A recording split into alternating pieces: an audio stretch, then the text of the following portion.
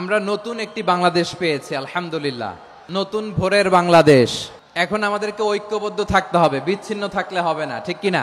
বর্তমান সময়ের আলোচিত জনপ্রিয় বক্তাদের মধ্যে একজন মাওলানা ডক্টর মিজানুর রহমান আজহারী। তার সুমধুর কণ্ঠে ইসলামিক তাফসির শুনতে লাখ লাখ মানুষ হাজির হন প্রতিটি ওয়াজ মাহফিলে।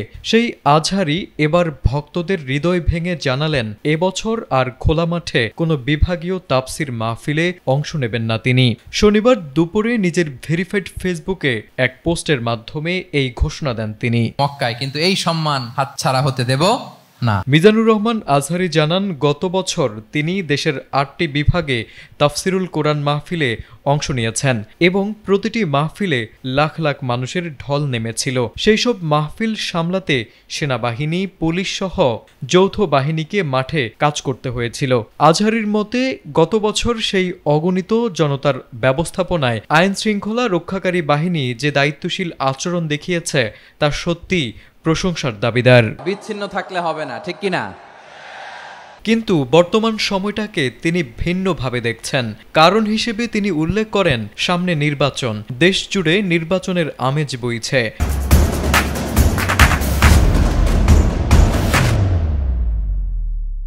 ইতোমধ্যে রাজনৈতিক দলগুলো সভা সমাবেশ শুরু করে দিয়েছে। বড় কর্মসূচি আর গণসমাবেশ ডিসেম্বর ও জানুয়ারিতে টানা চলবে।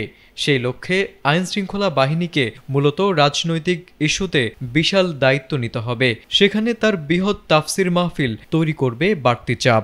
আর সে কারণেই তিনি নিজেই এমন সিদ্ধান্ত নিলেন। জাতীয় স্বার্থ ও শান্তিপূর্ণ নির্বাচনী পরিবেশকে প্রাধান্য দিলেন তিনি। তবে নির্বাচনের পর আবারও শান্তিপূর্ণ পরিবেশে মাহফিলে ফেরার কথা জানান এই জনপ্রিয় বক্তা।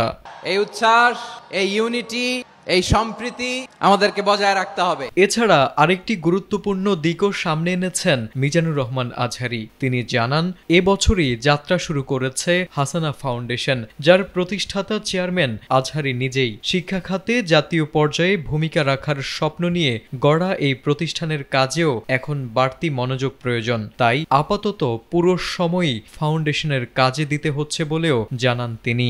আমরা নতুন একটি বাংলাদেশ পেয়েছি, আলহামদুলিল্লাহ। তারেক আজিজ, এটিএন বাংলা।